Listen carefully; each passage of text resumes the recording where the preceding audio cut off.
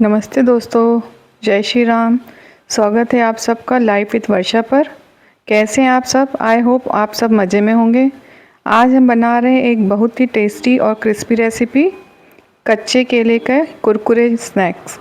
ये स्नैक्स बिल्कुल यूनिक है। इसमें कच्चे केले को 2 बार फ्राई करके एक्स्ट्रा कुरकुरा बनाया है और ऊपर से चाट मसाला और साथ में चटपटी चटनी। तो चलिए शुरू करते हैं आज की ये चटपटी रेसिपी।